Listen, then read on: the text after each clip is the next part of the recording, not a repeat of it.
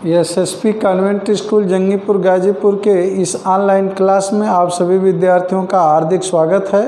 Good morning to everybody. Class 9th के पिछले video में हम लोग प्रेजेंट परफेक्ट टेंस का हिंदी से अंग्रेजी में अनुवाद बनाना सीखे।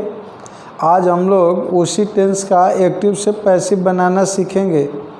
देखिए, ध्यान दीजिए, आप जब प्रेजेंट परफेक्ट टेंस का हिंदी से अंग्रेजी में अनुवाद कर रहे थे तो आपको हिंदी का पहचान और अंग्रेजी दोनों का जो है या कहिए अंग्रेजी का स्ट्रक्चर दोनों को जानना ज़रूरी होता है। अब आप जब एक्टिव से पैसिव बनाएंगे तो टेंस का जो है स्ट्रक्चर पता होना चाहिए, यही उसकी एक प्रकार से पहचान होती है। जैसे प्रेजेंट परफेक्ट टेंस है तो अब आप इसको कैसे पहचानेंगे, इसके स्ट्रक्चर से पहचानेंगे। यदि जो है वाक्य में सब्जेक्ट के बाद subject plus has have plus main verb का थर्ड फॉर्म प्लस ऑब्जेक्ट हो तो आप पहचान लेंगे, जान जाएंगे कि यह प्रेजेंट परफेक्ट टेंस का वाक्य है। और हिंदी के वाक्य में जो है चुका था, चुकी थी, ये थे, या था, ये करके शब्द आता था। तो एक्टिव से पैसिव बनाते समय आपको स्ट्रक्चर पता होना चाहिए कि वाक्य का जो है मतलब स्ट्रक्चर क्या है, उसी से वही उसकी पहचान होती है कि अगर सब्जेक्ट के बाद हैज हैव और मेन वर्ब का थर्ड फॉर्म आया है तो वह जो है प्रेजेंट परफेक्ट टेंस है। अब देखिए, जब आप इसको एक्टिव से पैसिव बनाएंगे तो पीछे के टेंस की भांति जैसे प्रेजेंट इंडेफिनिट, प्रेजेंट कंटिन्यूअस की तरह जो एक्टिव से पैसिव बनाने का जो सामान्य नियम है वहीं फॉलो होता है, बस थोड़ा सा परिवर्तन होता है। मूल रूप से जो है आपको हेल्पिंग वर्ब में जो है परिवर्तन करना वहीं उसमें बदलता है।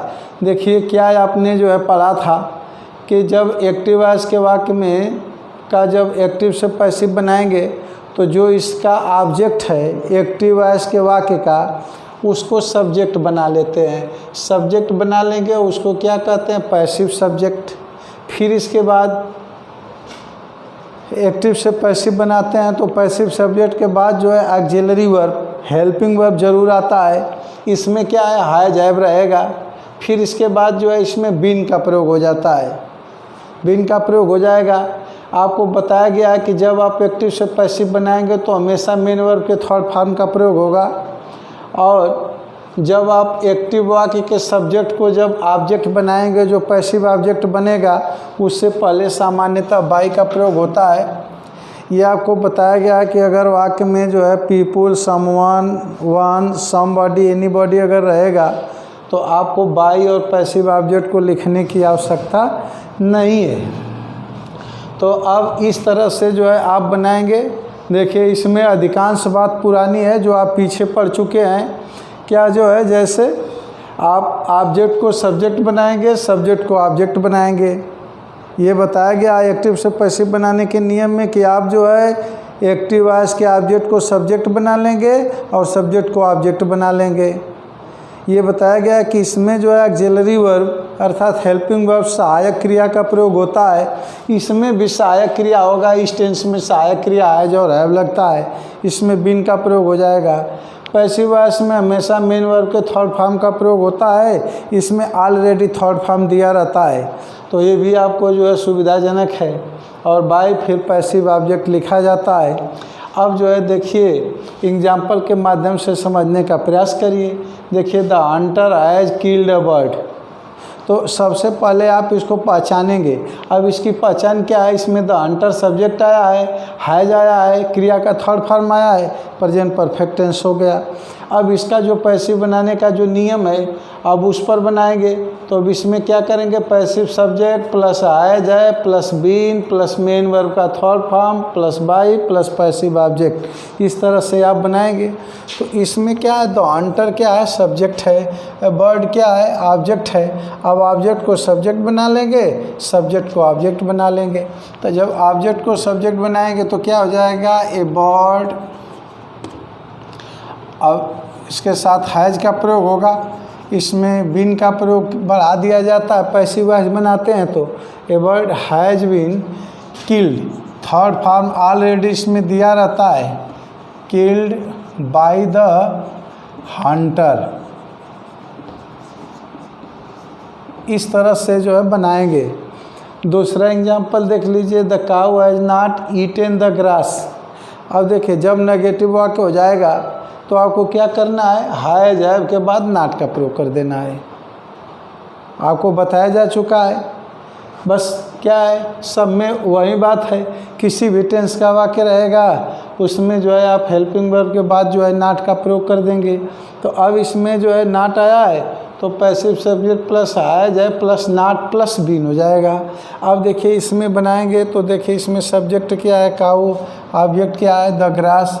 अब इसको ऑब्जेक्ट को सब्जेक्ट बनाएंगे तो क्या हो जाएगा, द ग्रास हैज नॉट है तो लिख देंगे not been eaten by the cow. इस तरह से जो है बनाएंगे। अब देखिए एक और एग्जाम्पल देखिए, she has never seen such a beautiful picture. अब देखिए इस वाक्य में नेवर आया है तो अब इससे आपको घबराने की ज़रूरत नहीं है। आप जो है बिल्कुल उसी नियम का प्रयोग करेंगे, बस हैज़ हैव के पश्चात नेवर आया तो नेवर लगा देंगे और कुछ नहीं करना है। तो अब इसमें जो ऑब्जेक्ट क्या है, सच ए ब्यूटीफुल पिक्चर।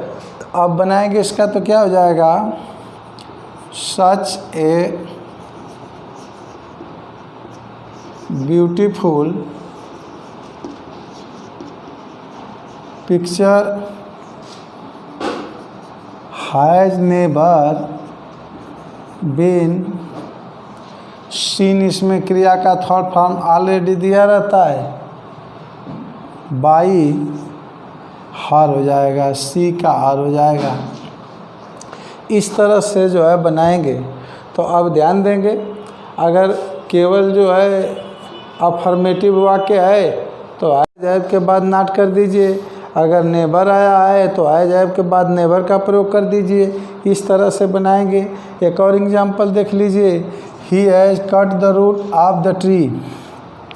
तो अब जो है the root of the tree इसमें ऑब्जेक्ट है, ही सब्जेक्ट है, तो ऑब्जेक्ट को सब्जेक्ट बनाएंगे तो क्या हो जाएगा, the root of the tree has been cut by him. तो इस तरह से जो है आप एक्टिव से जो है पैसे, इस प्रकार से जो है आप इसको, अब हम आपको जो नियम बताए हैं उसी आधार पर आप ये होमवर्क कर लेंगे। The boys have done all their homework, he has given her a book. अगला, I have finish all my work, they have completed every necessary work, the teacher has taught us history. इसे जो है आप कर लेंगे। Thank you very much.